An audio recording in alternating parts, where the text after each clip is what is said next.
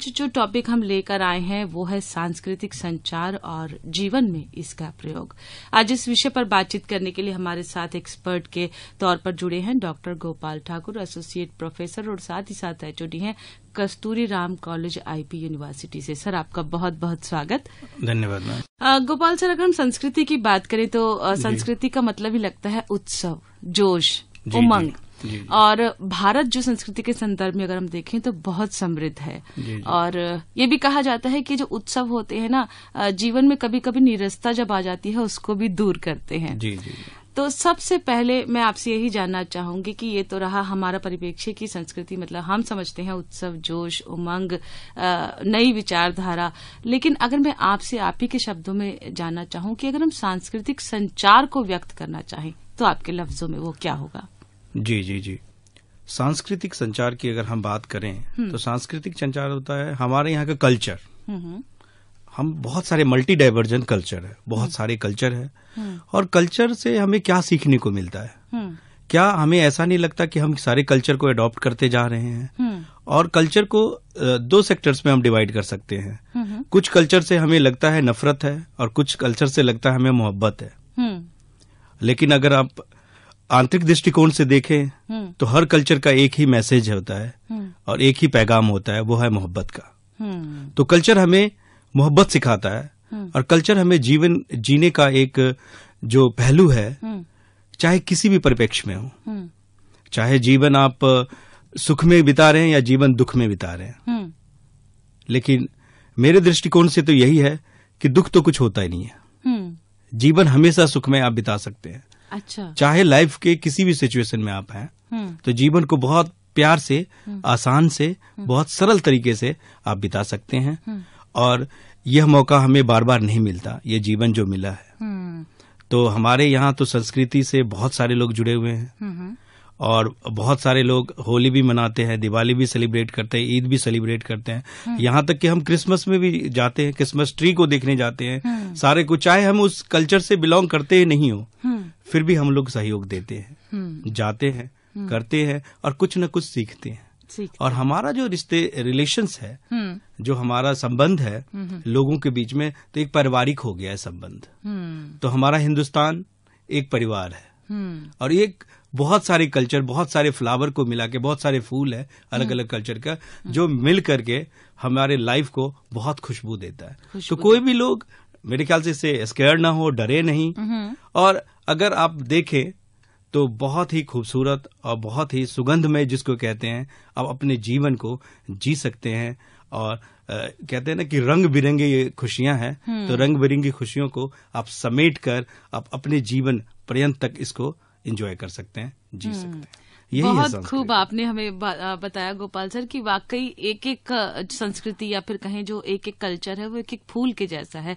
और जब वो जुड़ जाते हैं तो एक सुगंधित गुलदस्ते के रूप में बिल्कुल, हम उसे देख सकते हैं। यहाँ आपने एक बड़ी अच्छी बात की कि दुख तो कुछ होता ही नहीं। कई बार होता भी यह है कि गोपाल सर, ये सिर्फ एक थोड़ा सा, मुझे भी लगता है कभी कभी सोच का हेरफेर है। अगर आप सोच को थोड़ा सा, कहते हैं ना, एक नेगेटिव साइड में लेकर जाइए तो तमाम दिक्कतें हैं और परेशानियां ही हैं। लेकिन वहीं आप सोच को थोड़ा सा अब्रॉड कर लीजिए या फिर विस्तृत कर लीजिए या फिर सोचे कि जिंदगी है तो संघर्ष भी है, चलते हैं, तो वहीं आपके लिए जो लाइफ है थोड़ी सी इजियर हो जाती है। जी मैम, आपने बिल्कुल सही कहा जीवन के बारे में। जीवन एक्चुअली देखिए, हर इंसान, चाहे हमारे देश को बियॉन्ड द बाउंड्री की बात करें या बाहर के देशों को या किसी भी समुदाय को, हर इंसान के पास, हर मानव में 50% जो है वो अंधेरा है। आप कह सकते हैं कि 50% नेगेटिव है और 50% उसमें अच्छाइयां हैं। तो अच्छाइयां भी है और उसके अंदर जो बुराइयां हैं वो 50% है, हर इंसान में है।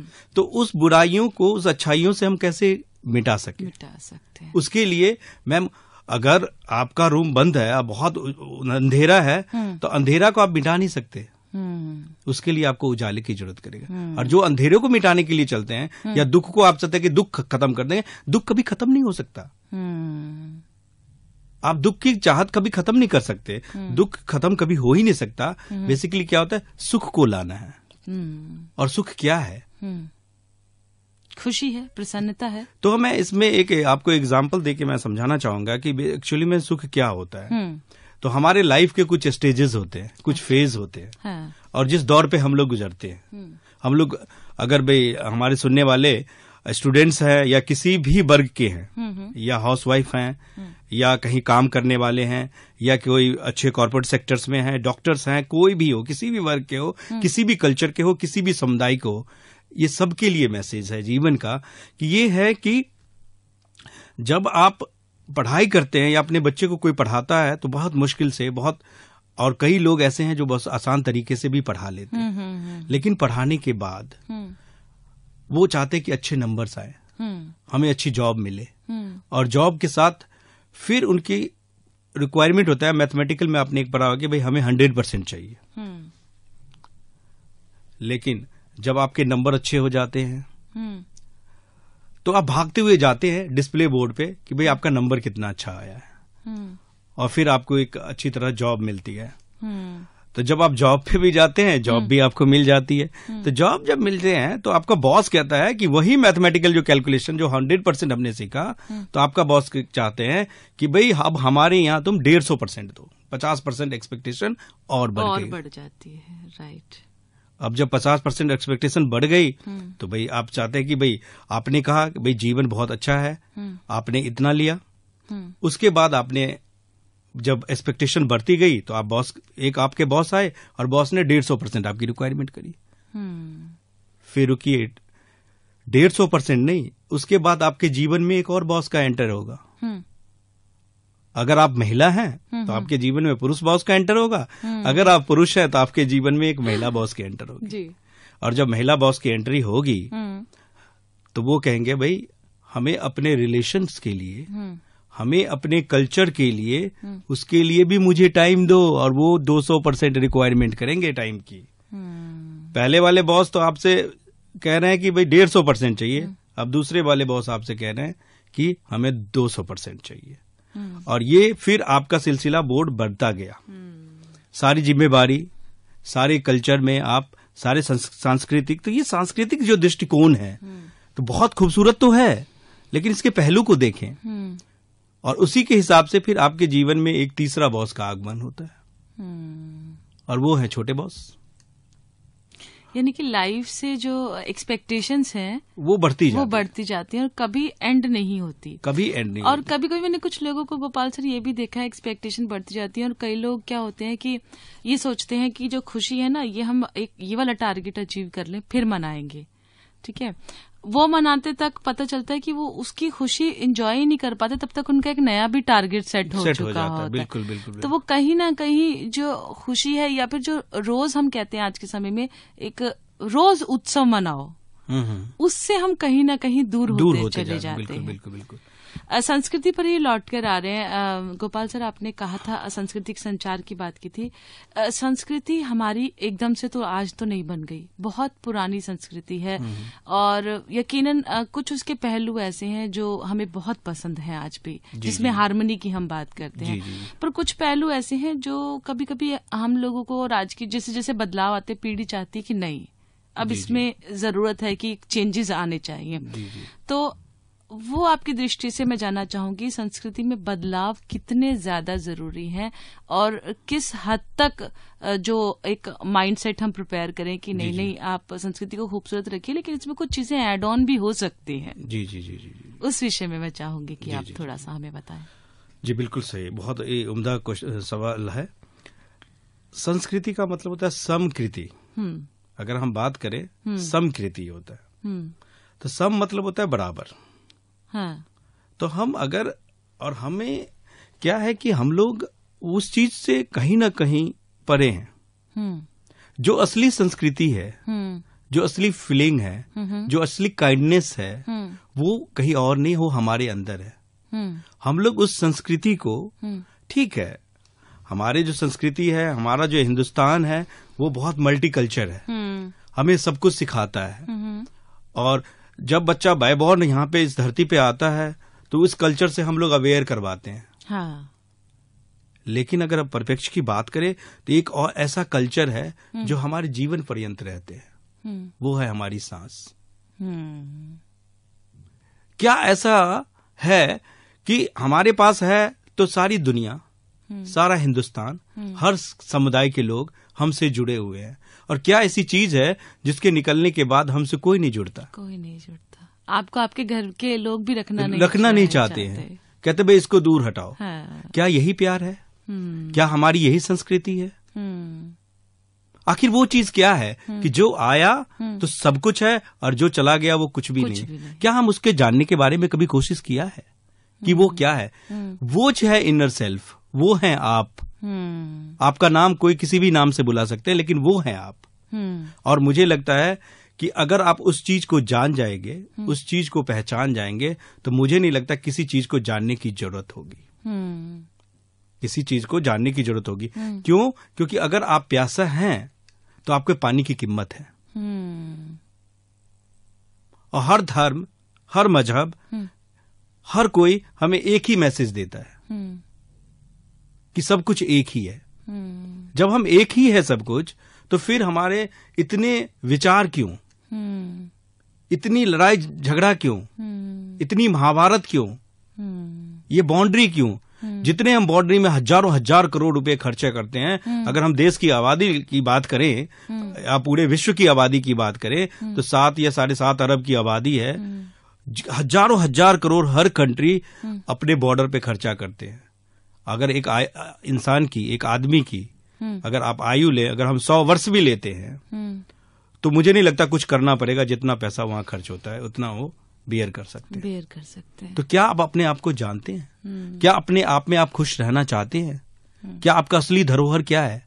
आपका असली संस्कृति क्या है? क्या आप उससे मिले हैं कभी?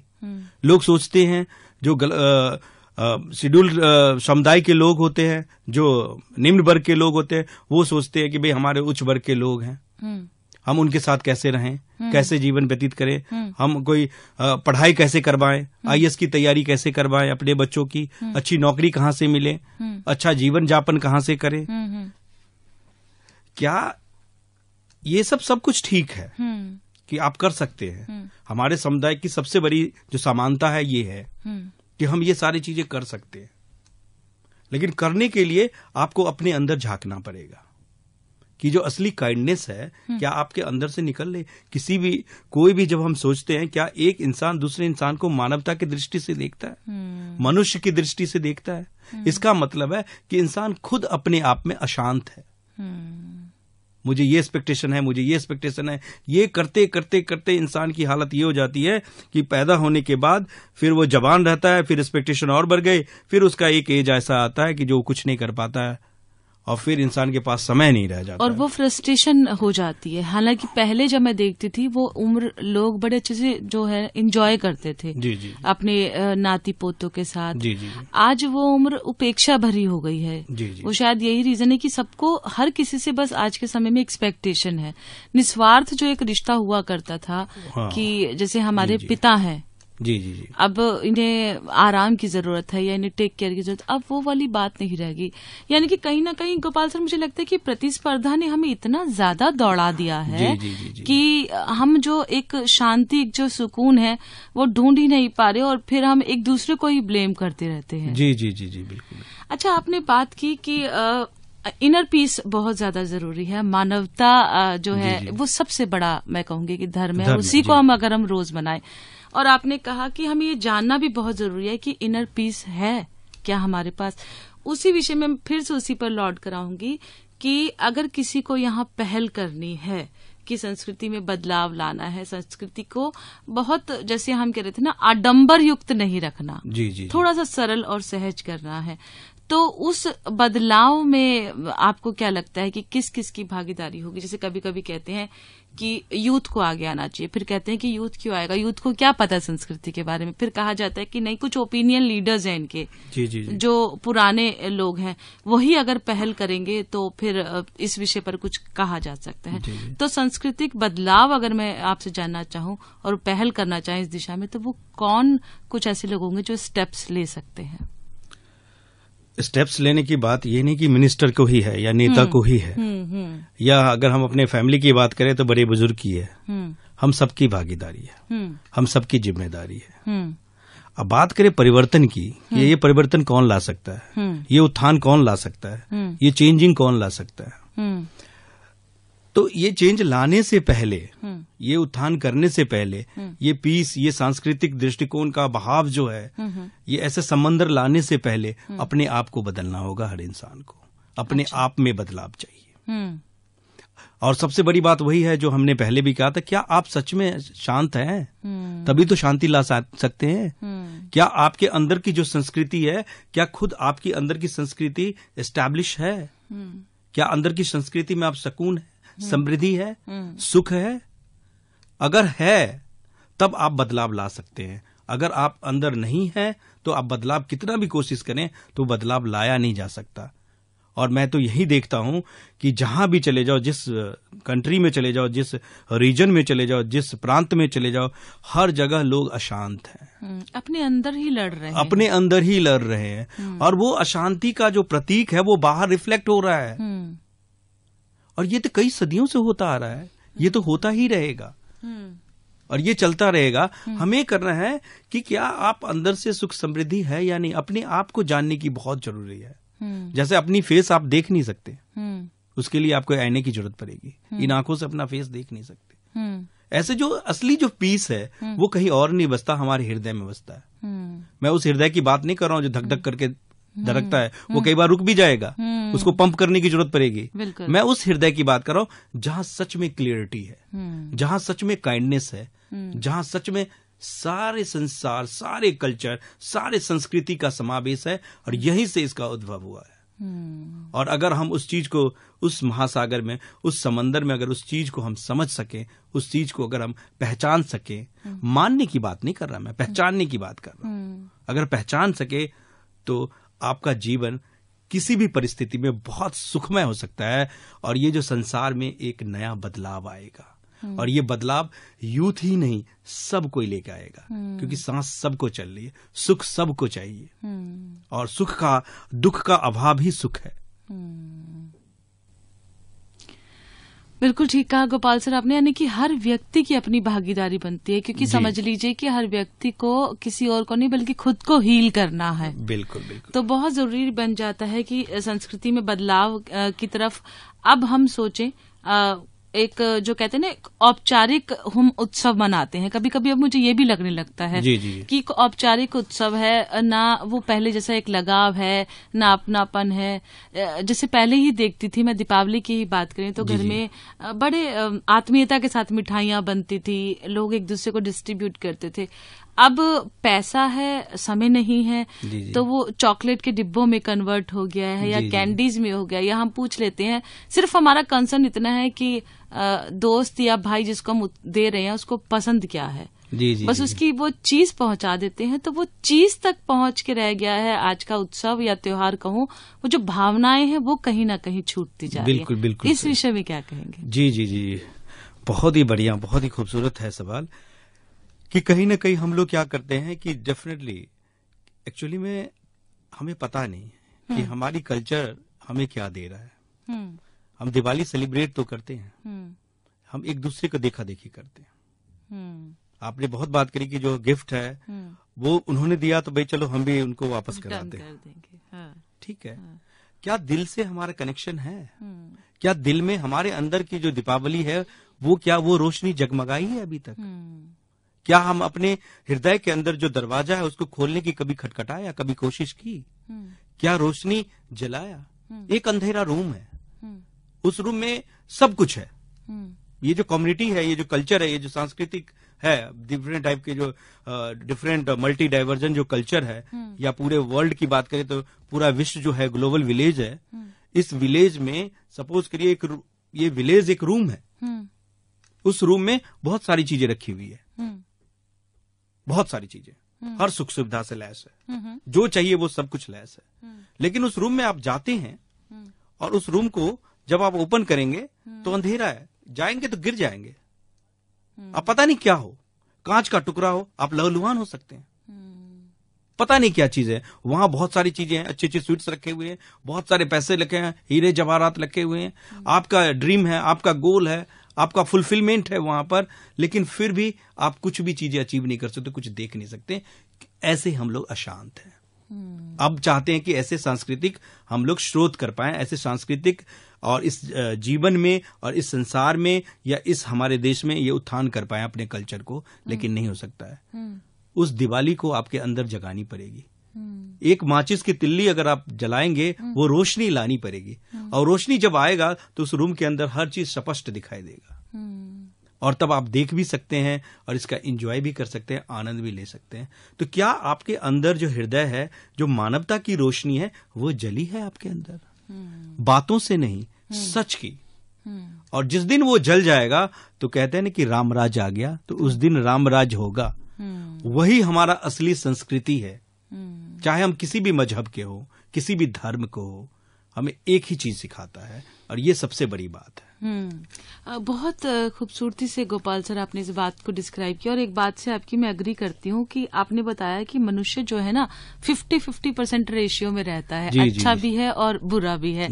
डिपेंड करता है कि आप उसका कौन सा पहलू उजागर कर रहे हैं। तो कभी कभी तो व्यक्ति में खुद ही इतनी एक नैतिक जो कहते हैं ना समझ आ जाती है कि नहीं, मुझे अच्छे वाले को ज्यादा अपर रखना है और बुरे वाले को दबा के रखना है।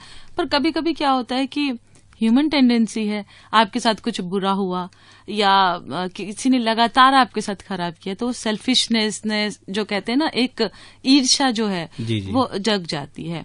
ऐसा ही कई बार हमारी संस्कृति है, उसको अगर हम लेकर कहें कि कभी कभी ऐसा भी होता है कि एक होड़ सी में हम जीते हैं। जैसे कि मैंने आपको कहा कि फलाना व्यक्ति बहुत खूबसूरत कुछ इस बार डेकोरेशन कर रहा है, तो नहीं, हमें इसको दिखाने के लिए इससे बहुत ही अच्छी करनी है, क्योंकि हमारा भी कोई स्टेटस है। तो वो हिपोक्रेसी में हम एक स्टेटस में जी रहे हैं, इंजॉय नहीं कर पा रहे। ऐसे में मैं एक चीज और पूछना चाहती हूँ कि हर कम्युनिटी या फिर कहें हर धर्म के कुछ गेट कीपर भी होते हैं, मैं इस भाषा में बोलूंगी। जैसे आप चर्च में जाइए तो फादर हैं, या फिर हमारे पंडित हैं, या मौलवी साहब हैं। उन लोगों से भी अगर मैं ये अपेक्षा करूं, क्योंकि कई बार क्या होता है, कुछ लोगों में, जैसे कि आपने कहा, मानवता है, तो वो रियल उसके जो धर्म के रक्षक हैं। लेकिन कुछ जगहों पे क्या होता है, बहुत ज्यादा रिजिड हो जाते हैं, वो अपने धर्म को लेकर बदलाव सहजता से स्वीकार नहीं कर पाते। वहां पर काम करने की कितनी जरूरत है? क्योंकि अगर आपकी कम्युनिटी को, आप क्रिश्चियन की बात करें, एक फादर ही समझा रहा है बहुत ही अच्छे तरीके से कि मानवता या दया जो है सबसे बड़ा धर्म है, तो उसका प्रभाव एक एक व्यक्ति पे इकट्ठा पड़ जाएगा, एक मास को हम लोग एड्रेस कर पाएंगे। जी, बहुत ही बढ़िया सवाल है। लेकिन इसके लिए मैं अगेन दोबारा यही कहूंगा कि जितने मंदिर है या शिवालय हैं या चर्च हैं या जहां भी हैं, तो जितने भी जगह हैं, सब जगह ठीक है। आपका अपना मान्यता है, आपकी मान्यता है, आप उस धर्म में विश्वास रखते हैं, रखना भी चाहिए, सब कुछ रखना चाहिए। आप एक बात बताइए कि आपको प्यास लगी है, आप रेगिस्तान में हैं, आपको पानी नहीं मिला कई दिनों तक, और आपको कोई भी पानी लेके चला जाता है, किसी भी धर्म का हो, तो क्या आप पानी पिएंगे या नहीं पिएंगे? पिएंगे। क्यों पिएंगे? तो वहां पे मानवता का धर्म है। समझ रहे? तो धर्म हमें यह सिखाता है कि धारण करना। धर्म नाम है धारण करना, धर्म नाम है जोड़ना। एक हृदय को दूसरे हृदय को जलाना है, जगाना है, जोड़ना है, वो है धर्म। ये इंसान ने यहाँ पे ये बनाए हैं, ये सारे धर्म जितने भी हैं, ये इंसानों की देन है। वही कबीरदास जी की एक वाणी है कि सब तो इसी घाट पे आए, जब इस घाट पे आए और हवा लगी जब संसार की, तो बन गए 12 बाट। तो वो कहते हैं कि ये गोरा है, ये काला है, ये इस धर्म का है, ये इस धर्म का है। जब इस धरती पे आए तब तो तुम एक ही धर्म के थे। और जब संसार की हवा लगी तो ऐसे बात करें। और हिंदू धर्म की अगर हम बात करें या किसी और धर्म की बात करें, किसी भी धर्म की बात करें, कबीरदास जी का तो एक वचन, के पानी में मीन प्यासी मोहे सुन सुन आबे हांसी। कि सुख तो सब जगह है, धर्म तो सब जगह है, सुख समृद्धि सब जगह है, फिर भी आप क्यों अछूते हैं उससे? क्यों नहीं उस चीज को पकड़ रहे हैं? क्यों नहीं ले पा रहे हैं उस चीज को? तभी जो कबीरदास जी कहते हैं कि पानी में मीन प्यासी मोहे सुन सुन आबे हांसी। और उसके बाद कह रहे हैं कि विधि हरि हर जाको ध्यान करते हैं, मुनिजन सहस 88 सोई हंस मोरे घटमाही अलख पुरुष अविनाशी मोहे सुन सुन आबे हासी। अब अगर बात करें, अब बहुत ज्यादा दृष्टिकोण की बात करें आप सांस्कृतिक, तो कहते हैं कि विधि मतलब ब्रह्मा, हरि जो खुद भगवान विष्णु है, हर मतलब महादेव, तो कहते हैं कि विधि हरि हर जाको ध्यान करते हैं। जो ये लोग उनका सुमिरन करते हैं, वो जो परम पिता परमात्मा, जो वो डिवाइन लाइट है, जिनको आप जानते हैं, जिन धर्म की बात करें, जिस संस्कृति की बात करें, वो है असली संस्कृति, जिनका ध्यान ये सारे लोग कर रहे हैं।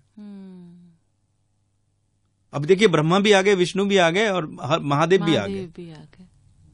अब वो परम पिता परमात्मा, वो जो गॉड है, वो जो अल्लाह है या मसीहा है, वो हमारे अंदर है क्या? और वो आप है क्या? इस परिप्रेक्ष्य में आपने किसी और को देखा है क्या? इस परिप्रेक्ष्य में चाहे कि धर्म को हम समेटें, अपनी समृद्धि को समेटें, सुख को समेटें, लेकिन हमने कभी ऐसा सोचा ही नहीं, ऐसे दृष्टिकोण को कभी अपनाया ही नहीं। हम तो बातें में लगे, उन्होंने ऐसा कह दिया। अरे आप इंसान हैं, आप में सोचने समझने की बहुत सारी शक्ति है। ठीक है, आप यहाँ पे आए हैं तो आपका फर्ज है कि आप बहुत अच्छे तरीके से रहें, अपना जीवन यापन करें, आपके जीवन में सुख समृद्धि आए, और आप किसी भी तरह के, किसी भी वर्ग में हो, कहीं भी हैं, किसी भी समुदाय में हैं, आप बहुत आसान तरीके से खुश रह सकते हैं अगर आप उस चीज में जीना चाहें तो। कई लोग हमारे पास आते हैं कि सर हम रिक्शा पुलर हैं, हम ठेले वाले हैं, हमारे पास पैसा नहीं है, बच्चों को पढ़ाने के लिए हमारे पास जगह नहीं है, हम जहां रहते हैं वहां दूसरे संस्कृति के लोग रहते हैं, दूसरे कल्चर के लोग रहते हैं, हमें बहुत मुश्किल हो जाता है जीना। अब ध्यान से सुनिएगा, क्या आप नहीं देखते कि आपका ही रिफ्लेक्शन उनमें रिफ्लेक्ट हो रहा है? आपके अंदर उनकी अच्छाइयों को नहीं देख रहे हैं, आप उनकी बुराइयों को देख रहे हैं। जो आपके अंदर की बुराई है, वो बुराई उस दूसरे को बुराई को दृष्टिकोण से देख रहे हैं, क्योंकि कहते हैं कटुता दोगे तो कटुता ही मिलेगा। तो आप उस चीज को उस संदर्भ में देख रहे हैं, तो ये तो मुझे नहीं लगता कि ये किसी भी हल तक किसी भी चीज का समाधान है। बिल्कुल गोपाल सर, सांस्कृतिक संचार को और भी बारीकी से समझने की जरूरत है, और वाकई आपने इसको कहा कि इसके सही रूप को जो है जीवन में उतारने की जरूरत हम सभी को है। इस विषय पर फिर से आपसे चर्चा करेंगे, और शिक्षार्थियों और श्रोताओं की भागीदारी की अपेक्षा जैसा कि हम कर रहे हैं वो भी निसंदेह बनी रहेगी। लौट रहे हैं आप सभी के बीच बस एक छोटे से अंतराल के बाद। मुक्त विद्यावाणी, मुक्त विद्यावाणी, ये है मुक्त विद्यावाणी। ज्ञान असीमित और अपार, सरल पाठ्यक्रम आपके द्वार। सभी पढ़े आगे बढ़े, हमने मन में ठानी। मुक्त विद्यावाणी, मुक्त विद्यावाणी, ये है मुक्त विद्यावाणी।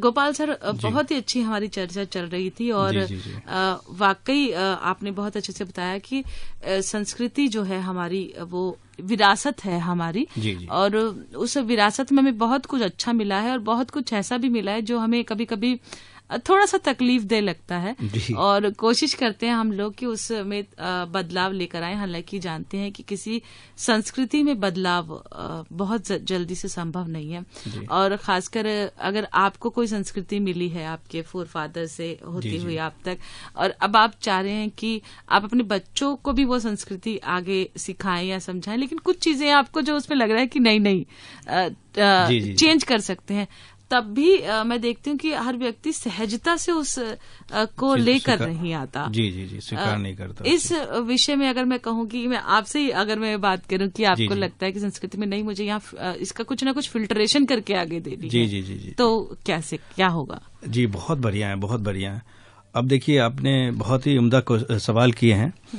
तो इसका है कि भाई संस्कृति में रहते हुए हम कई चीजें लगता है कि भाई हमारे जो दादा है या पापा है या उनके जो पूरी विरासत में जो मिलती हुई आ रही है उसको हम अडॉप्ट करते जा रहे हैं। उन्होंने जो किया हम वैसे कर रहे हैं, उन्होंने जो सिखाया दूसरे को वो ऐसे कर रहे हैं। ऐसे करके पीढ़ी दर पीढ़ी हमारी संस्कृति ऐसे चलती आ रही है। जो असली में संस्कृति है, तो मैं इसमें एक छोटी सी कहानी है जिसके माध्यम से मैं, हो सकता है कि आप लोग बहुत अच्छे तरीके से इन चीज को समझ सकते हैं जी।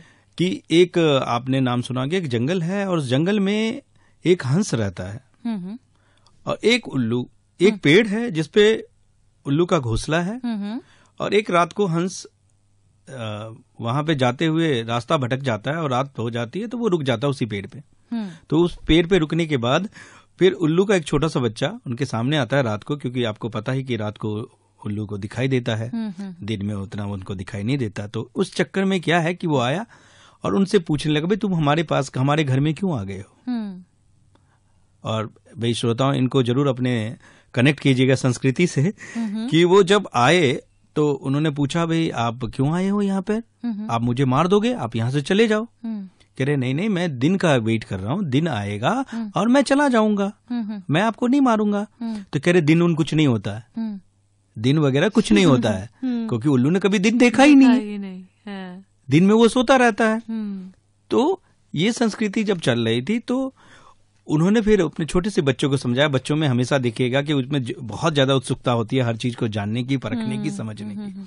तो वो फिर दोबारा आए और उन्होंने कहा कि नहीं, समझाया हंस ने उस उल्लू के बच्चे को कि दिन होता है, तुम मेरे साथ रहो, मैं तुम्हें दिखा। कह रहे नहीं नहीं नहीं नहीं नहीं, नहीं। कह रहे नहीं समझो। तो फिर वो कह रहा ठीक है, अब मैं अपने मम्मी पापा से पूछूंगा और नेक्स्ट डे जब आएंगे आप तब बताएंगे। अच्छा। तो हंस कहता ठीक है, प्रॉमिस है, मैं नेक्स्ट डे दोबारा आ जाऊंगा। अब मैं नहीं जाऊंगा, दूसरी जगह जाके फिर मैं आ जाऊंगा आपके। फिर वही समय हुआ है, रात हुई और वो दोबारा से हंस उस पेड़ के ऊपर आ गया। फिर उससे पहले जो सिलसिला है, उल्लू अपने परिवार से पूछता है, अपने मम्मी से पूछता है, अपने सिस्टर से, ब्रदर से, या अपने सारे फैमिली मेंबर से पूछता है जो उसको संस्कृति में विरासत में मिली थी। तो वो सब बताते हैं, बेटा वो खा जाएगा तुम्हें, ऐसा कुछ नहीं होता दिन वगैरह। हमारे पुरखों के पुरखों ने सबने बताया कि दिन कोई चीज नहीं होती है, तो वो तुम्हें खा जाएगा।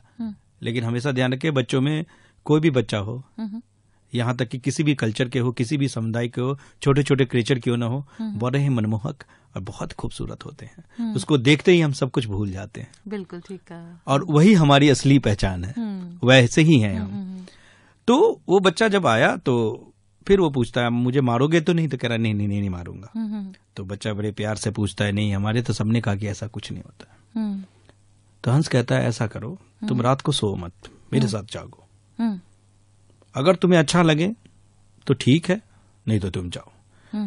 तो बच्चा था, वो जाग गया। जब जागा तो सुबह की रोशनी निकली। तो पहली बार उसने सुबह की रोशनी को देखा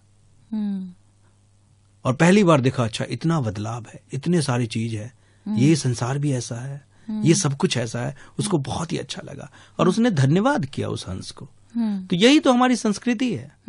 हम सोचते हैं, हम समझते हैं कि जो हमें सबने बताया हम अडॉप्ट कर रहे हैं, और कई जगह बैरियर्स भी काम करता है। पुराने ढर्रों के हिसाब से, पुराने संस्कृति के हिसाब से, आप जिसको कह रहे हैं उसको हम संस्कृति नहीं कह सकते, उसको थोपना कह सकते हैं। और वो चीजें कर रहे हैं, लेकिन दुनिया कुछ और है, बहुत ही खूबसूरत है। और आज के जो यूथ है, आज के जो यंग है, या सब लोग की बात करें, सब चाहते हैं कि इस तरह का जीवन हो, और तभी ये बदलाव ला सकता है। और असली संस्कृति तो यही है। समय के साथ सब कुछ अच्छा होता है। बहुत बहुत खूबसूरत आपने इस तरीके से हमें बताया, वाकई सर, कि दृष्टिकोण बदलने की आवश्यकता है। तो आप देखेंगे कि बहुत कुछ ऐसा है हमारी संस्कृति में जो अछूता था, जिसे हमने कभी शायद जानने की कोशिश भी नहीं की। यहाँ एक बात और हम और आप चर्चा कर रहे थे कि सर अब ग्लोबल विलेज का जमाना है। पूरा संसार जो है अब हम एक दूसरे के साथ कनेक्ट, और यही वजह है कि अब हम एक दूसरे की संस्कृतियों को बहुत बारीकी से देख पाते हैं। पहले अगर आप जब इन सब चीजों से दूर थे तो सिर्फ अपना कहते हैं बहुत छोटी इकाई, एक बहुत छोटे दायरे में थे। अब हम क्रिसमस देख पाते हैं, न्यू ईयर अभी ऑस्ट्रेलिया में कैसा मना, सिडनी में कैसी रौनक रही, ये हम सब चीजें देख पाते हैं। और कुछ चीजें वाकई हम अंदर से सोचते हैं तो बहुत अच्छी लगती है, अडॉप्ट करने की कोशिश करती हैं। खासकर अगर मैं एग्जांपल दूं तो क्रिश्चियन जो कल्चर है उसमें जब हम कोई चीज कन्फेस करते हैं चर्च में जाकर, मन हल्का हो जाता है, फादर उन्हें सुनते हैं और एक बहुत ही अच्छा हमें जो है एक अपना ओपिनियन देते हैं। अगर मैं कहूं कि क्या हम कल्चर में इतने लिबरल होने की कोशिश करें कि कुछ चीजें जो अच्छी हैं उन्हें फिल्टर कर लें या अडॉप्ट करके अपने उसमें समाने की कोशिश करें, तो वो गुंजाइश कितनी है और कितनी टफ है?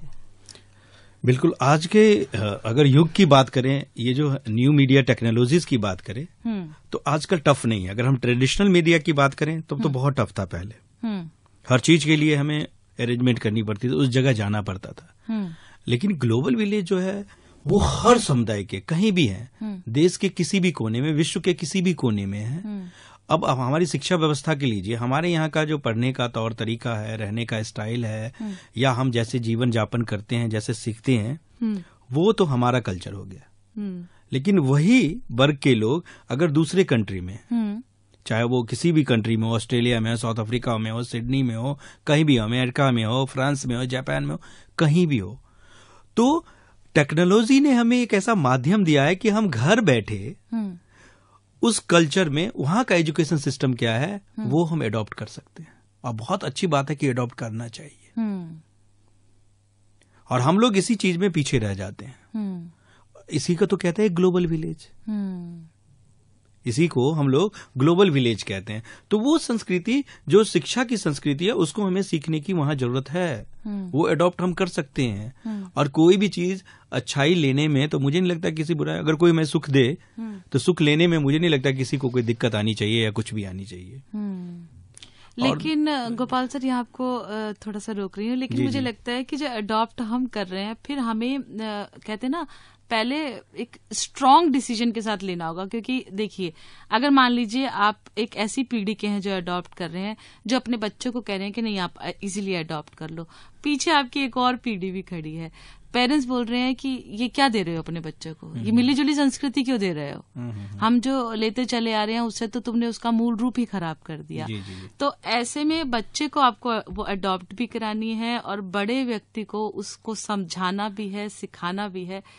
तो जो अडॉप्शन की बात कर रहा है उसके लिए एक चैलेंज जैसा मुझे लगता है स्थिति बन जाती है। देखिए, ये तो कहने को है कि हमारे लिए बहुत बड़ा चैलेंज है, और सच में ये चैलेंज तो है कि हम अपने, हमारे जो बुजुर्ग हैं, हम उनको नहीं समझा सकते, और वो हमारे लिए नहीं बदलेंगे, और हमें बदलना भी नहीं चाहिए। वो जैसे हैं उनको वैसे रहने दीजिए, वैसे खुश रहने दीजिए।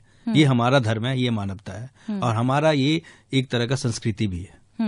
उनको वृद्धाश्रम मत भेजिए आप, ठीक है, क्योंकि वो आपके साथ होने वाला है।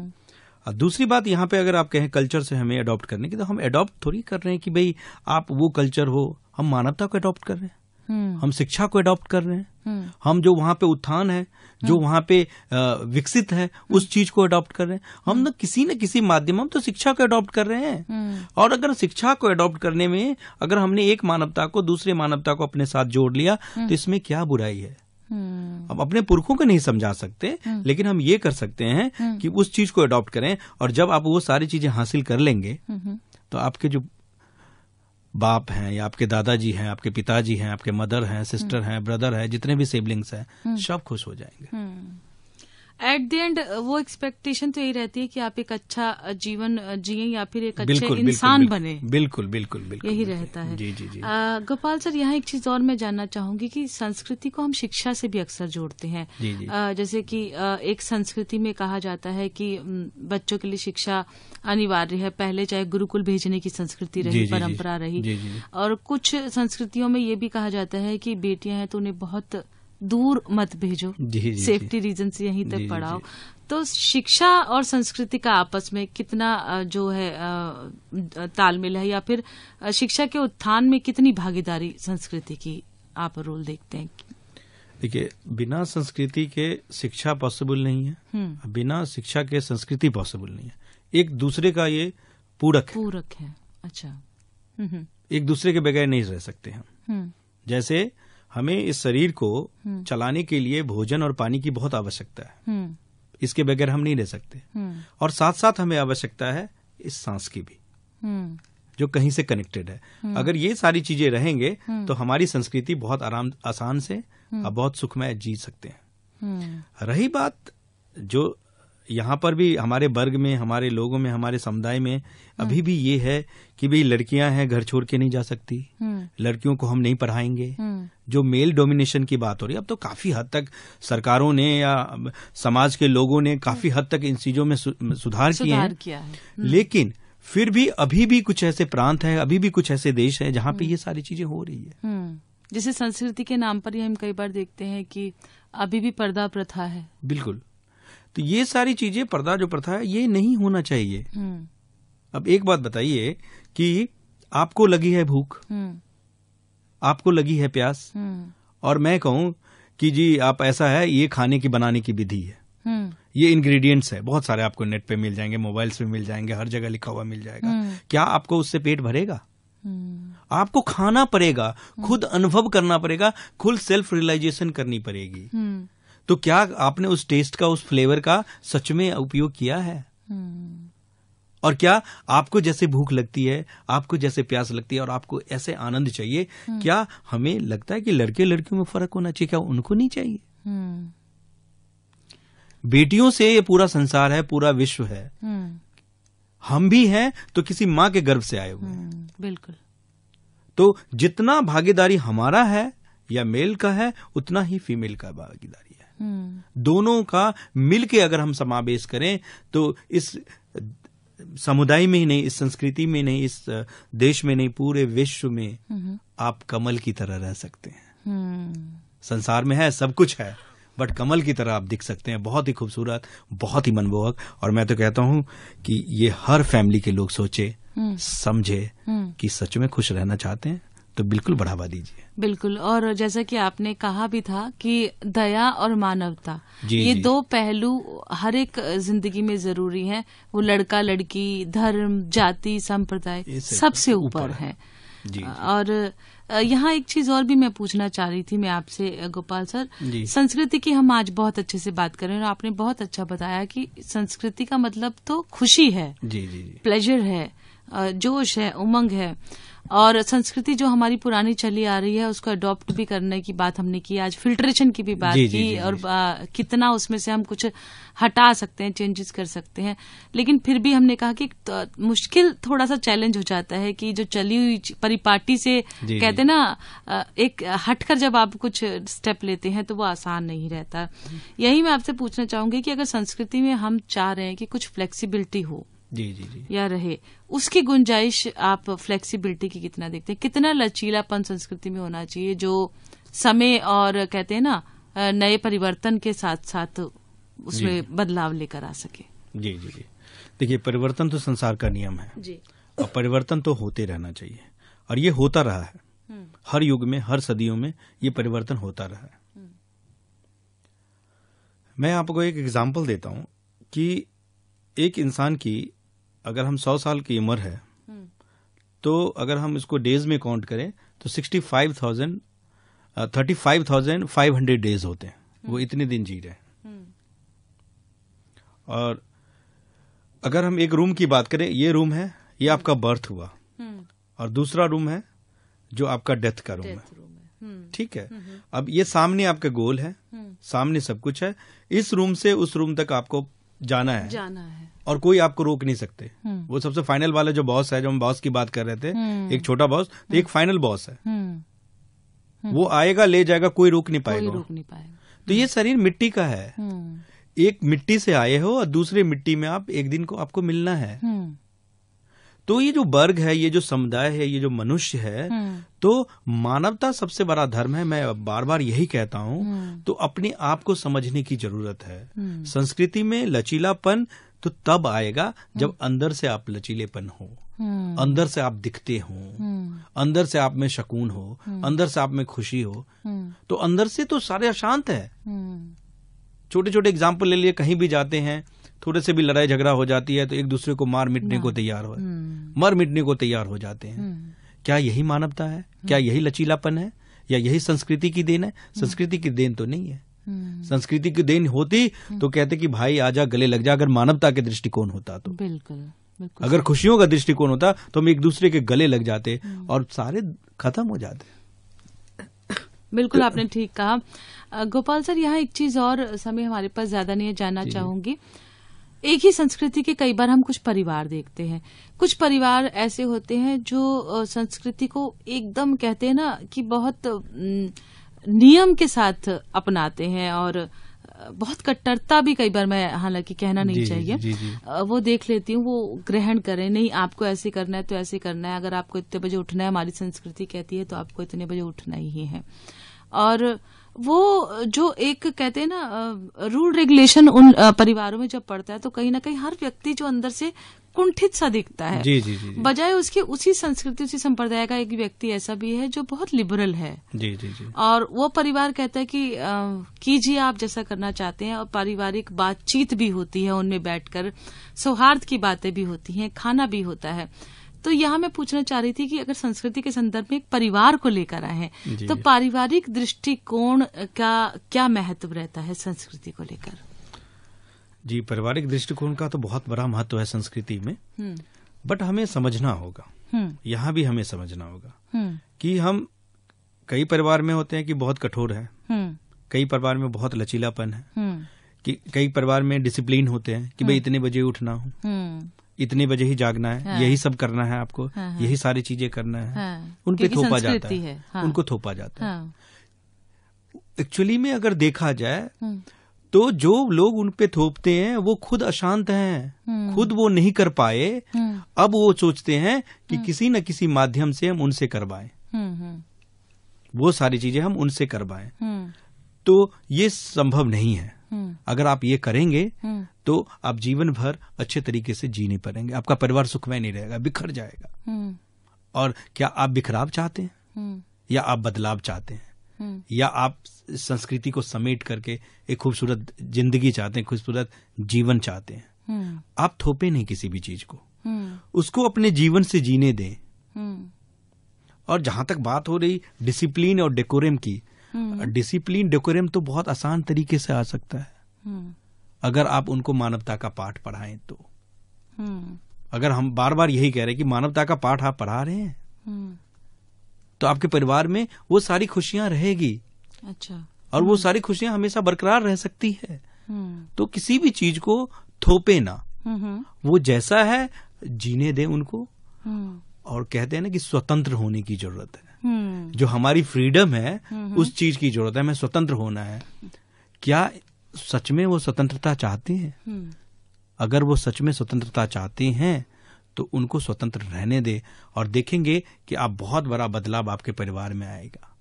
और समझेंगे, वो आपको भी समझेंगे और आप उनको भी समझेंगे। और फिर जब आपका परिवार होगा तो मुझे नहीं लगता कोई दुख रह जाएगा। हर चीज को आप हंसते हंसते झेल लेंगे। और ऐसे ही परिवार जब एक एक करके मिलेंगे तो वो परिवार पहले समाज और फिर देश और फिर पूरा विश्व हो का रूप रंग ही बदल देंगे। बिल्कुल सर, आपने ठीक कहा कि संस्कृति जो संस्कार है खासकर जीवन में प्यार, अपनेपन और मानवता का संचार करते हैं। तो शिक्षार्थियों और श्रोताओं के साथ साथ हम भी यही चाहेंगे इस मंच से मैं बात करें कि सांस्कृतिक सौहार्द बनाए रखें। और सही मायनों में जो संस्कृति है वो आपको एक खुश जीवन का मूल मंत्र देती है। इसी नोट के साथ गोपाल सर आपका शुक्रिया अदा करती हूँ। आज का कार्यक्रम यहीं संपन्न करते हैं।